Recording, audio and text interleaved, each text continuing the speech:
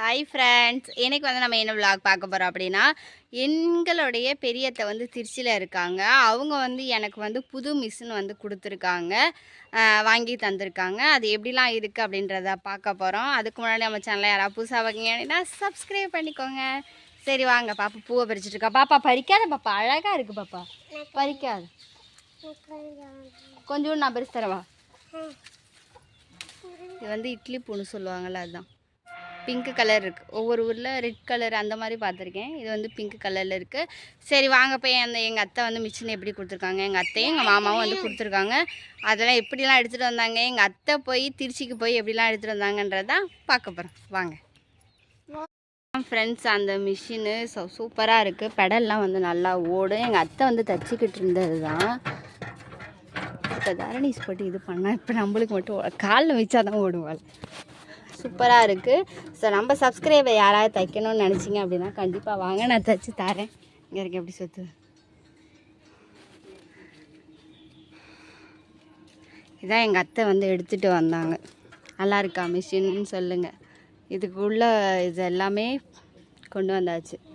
ஊசி இங்கே இருக்குது பாருங்கள், ஊசி. இது எதுக்கு அப்படின்னா, இது இப்படி தள்ளோனே அது தூக்குது பாருங்கள் மேலே, அதுதான் இது.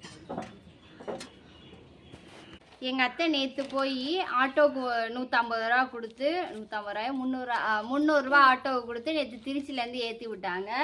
நேற்று திருச்சியிலேருந்து ஏற்றி விட்டு லாரி செட்டில் தான் ஏற்றுனாங்க. லாரி செட்டில் ஏற்றி விட்டு நாளைக்கு லோடு இருந்தால் உங்கள் சைடு கொண்டு வந்துடுவோம்மா, திருச்சி தமிழில் கொண்டு வந்துடுவோம், நீங்கள் வந்து வாங்கிக்கலாம் அப்படின்ற மாதிரி சொன்னாங்க. அதுக்கப்புறம் அங்கேருந்து 300 ரூபா கொடுத்தாங்க. ஏற்றுவாங்கள்ல லாரியில், அவங்களுக்கு 100 ரூபா கொடுத்தாங்க. மொத்தம் 400 ரூபா கொடுத்தாங்க. அதே மாதிரி இங்கே வந்து மேலேருந்து லோடுக்கு வந்து 300 ரூபா, மேலேருந்து கீழே இறக்குறதுக்கு 100 ரூபா, 400 ரூபா, 400 800 ரூபா. இங்கேருந்து திருச்சிலேருந்து நம்ம வீட்டுக்கு வர ஆட்டோவுக்கு 150 ரூபா. அப்புறம் அந்த மிஷினை எடுத்துகிட்டு வரதுக்கு எவ்வளோ செலவு பண்ணியிருக்கோம்? 950 ரூபா செலவு பண்ணி, கிட்டத்தட்ட 1000 ரூபா வந்து செலவு பண்ணியிருக்கோம். அந்த மிஷினு திருச்சியில் எங்கள் அத்தை பெரிய அத்தை வீட்டிலேருந்து, எங்கள் அத்தை சதார அத்தை அவங்க வீட்டிலேருந்து இங்கே கொண்டு வர, திருச்சியிலேருந்து களத்தூர் கொண்டு வர 1000 ரூபா செலவு பண்ணியிருக்கோம் பஸ்ஸுக்கு. இது இல்லாமல் எங்கள் அத்தை பஸ்ஸுக்கு எவ்வளோ போனாங்க, மறுபடியும் அங்கேருந்து வந்தது, அதெல்லாம் சேர்த்தோம்னா 1500 ரூபா சம்திங் வந்திருக்கும் மிஷின் எடுத்துகிட்டு வர்றதுக்கு. அதுக்கு முன்னாடியே எங்கள் அத்தை வந்து வீட்டுக்கு போயிருந்தப்ப, எங்கள் அத்தை பெரிய அத்தை வீட்டில் அன்றைக்கி வந்து ஸ்டே பண்ண போகிறோம் நைட்டு அப்படின்னு சொல்லியிருந்தால, அன்றைக்கி நைட்டே எங்கள் அத்தை வந்து நூல் எல்லாமே வந்து கொடுத்துருந்தாங்க. இங்கே பாருங்கள், நூல், அந்த டேப் அளவெடுப்போம், அந்த டேப்பு அளவெடுத்துக்கலாம், ஊசி, இதெல்லாம் வந்து எங்கள் அத்தை கொடுத்துருக்காங்க. அதில் அப்புறம் போடுற பாப்பின் இருக்குல்ல,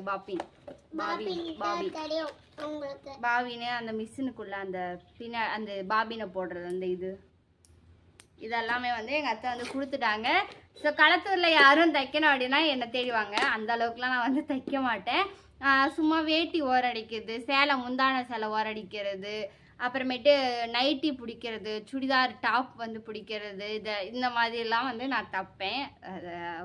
அந்தளவுக்கு வந்து ஜாக்கெட்லாம் தைக்கிற அளவுக்குலாம் நம்ம வந்து இன்னும் கற்றுக்கல.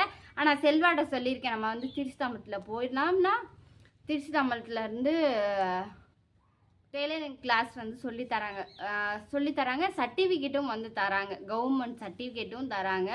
அதுக்கு வந்து 500 ரூபா சொன்னார் செல்வா, எவ்வளோன்னு தெரியல. கிளாஸ்லாம் நாங்கள் வந்து கேட்கல.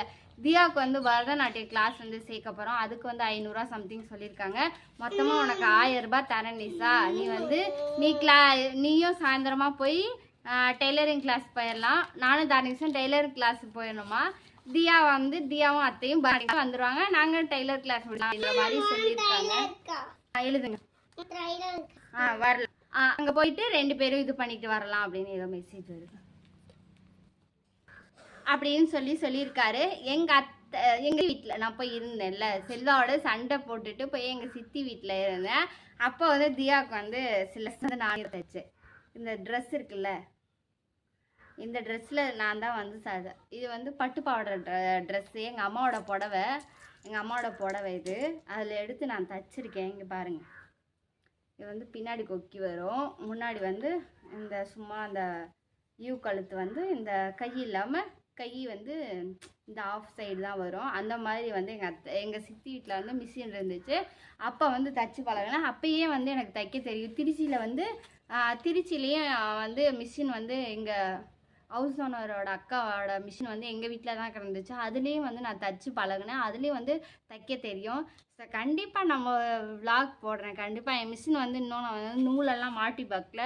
நூலெல்லாம் மாட்டிட்டு நான் தச்சுட்டு கரெக்டாக நான் வந்து தைக்க போயில ஒரு விளாக் போடுறேன். எங்கள் அத்தையோட ஒரு புடவை எடுத்துகிட்டு வந்து வச்சுருக்காங்க. ஓரம் அடிக்க சொல்லிக்கிட்டே இருக்காங்க. எப்படி இங்கே வந்து ஒரு ஓரம் அடிக்கும் அப்படின்னா, ஒரு முந்தான ஓரம் ஒரு சைடு வரும் இல்லையா, இந்த பக்கம் சைடு வரும் இல்லையா, இந்த சைடு வரும் இல்லையா, இதுக்கு வந்து 15 ரூபா, இதுக்கு 15 ரூபா, இந்த பக்கம் சைடுக்கு 15 ரூபா. 15 30 ரூபாய்க்கு செலவு பண்ண நம்மள்ட்டே மிஷின் இருக்குது. அதில் தான் நம்ம தச்சு பார்க்க போகிறோம். தியாவோட பாவாடை இதுதான். அதுக்குள்ளே பாவாடை, அப்புறம் அதுக்குள்ளே நாட்டு, அதில் வந்து இந்த குஞ்சம் வந்து தொங்க விட்டுருக்கோம். இது வந்து பெரிய பாவாடையாக அளவு தெரியாமல் தச்சுட்டேன்.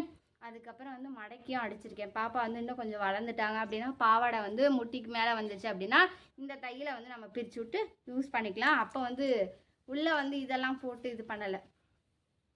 உள்ளே என்னமோ சொல்லுவாங்க, லைனிங் துணி வந்து கொடுத்து தைக்கல. சும்மா தான் எங்கள் அம்மாவோட புடவையை எடுத்து நான் தைச்சு பார்த்தேன். இதே மாதிரி என் தங்கச்சி பொண்ணுக்கும் வந்து கவுனாக தைச்சி கொடுத்தேன். பாப்பாவுக்கு வந்து சட்டை பாவாடையாக தைச்சேன். என் தங்கச்சி பொண்ணு வந்து கவுனாக வந்து தைச்சி கொடுத்தேன். சூப்பராக இருந்துச்சு. என் தங்கச்சி பொண்ணுக்கு தான் சூப்பராக இருந்துச்சு. ஏன்னா ஃபஸ்ட்டு வந்து தியாவோட தைச்சேன், 2வது தானே அது தைச்சேன். அதனால் வந்து சூப்பராக தைச்சேன்.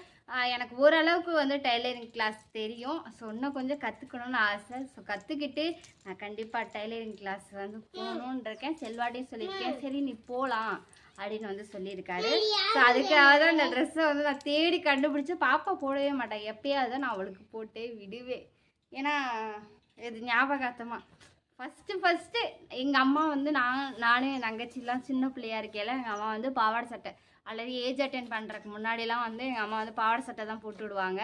அதை போட்டுக்கையில் எங்கள் அம்மா ஒரு புடவை எடுத்து 2 பேர்த்துக்கும் ஒரே மாதிரி தைப்பாங்க. கொஞ்ச நாள் வரைக்கும் எங்கள் பாப்பா நானும் வந்து எங்கள் பாப்பா வந்து வேறு வீட்டில் வளர்ந்தா. எங்கள் வீட்டில் வந்து நிறைய பேர் இருக்கனால வேற ஒருத்தவங்க வீட்டில் வந்து எங்கள் சித்தி சித்தப்பாரெல்லாம் இருக்காங்களா, அவங்க வீட்டில் வந்து வளர்ந்தா. எங்கள் வீட்டில் அவ்வளோவா வளரல. ஆனால் எங்கள் வீட்டில் இருக்கிற வரைக்கும் எனக்கும் அவளுக்கும் ஒரே மாதிரி தான் ட்ரெஸ்ஸு. எந்த விசேஷம் வந்தாலும், தீபாவளி வந்தாலும், பொங்கல் வந்தாலும், எந்த இது வந்தாலும் எனக்கு அவளுக்கு ஒரே மாதிரி ட்ரெஸ். அவளுக்கு டாப் வந்து மேலே இருக்கும் ஒரு கலர், எல்லோ கலர் மேலே இருக்குன்னா எனக்கு எல்லோ கலர் பேண்ட்டு கீழே இருக்கும். ரெட் கலர் டாப் எனக்கு மேலே இருக்குன்னா அவளுக்கு ரெட் கலர் பேண்ட்டு கீழே இருக்கும். இந்த மாதிரி தான் மேட்ச் பண்ணி தான் எங்கள் வீட்டில் இருந்த வரைக்கும் நானும் என் தங்கச்சி மேட்ச் பண்ணி தான் போட்டிருக்கோம். இன்ன வரைக்கும் என் தங்கச்சி நானும் மேட்ச் பண்ணி இந்த கல்யாணத்துக்கு அப்புறம் ஒன்றா போட்டதில்லை. கல்யாணத்துக்கு அப்புறம் ஒன்றா போட்டிருக்கோம் அப்படின்னம்னா ஒரு சாரீ, அந்த பிங்க் கலர் சாரீ கட்டியிருப்பேன்ல, அந்த சாரியில் நானும் என் தங்கச்சி ஒன்றா போட்டோ இருப்பேன். அதுதான் அதுக்கப்புறமேட்டு நானும் என் தங்கச்சி ஒன்றா போட்டதில்ல. சரி ஓகே, இந்த மாதிரிலாம் உங்களுக்கும் டெய்லரிங் கிளாஸ் தெரியும்னா கமெண்ட்டில் சொல்லுங்கள். இல்லை நீங்களும் தச்சு பழகிருக்கீங்களா, இல்லை உங்களுக்கு யாராவது களத்தூரில் துணி தைக்கணும் அப்படின்னா கண்டிப்பாக வந்து என்னை காண்டாக்ட் பண்ணுங்கள். Okay bye. இதை சொல்லணுன்ட்டு ஆசை சொன்னேன். 2வது வந்து என்னோடய மிஷின் எப்படி இருந்துச்சுன்னு பார்த்தீங்க இல்லையா, அதுதான் என்னோடய மிஷினு. அதில் தான் நான் இனிமேல் தைக்க போகிறேன். Bye friends. பாய்.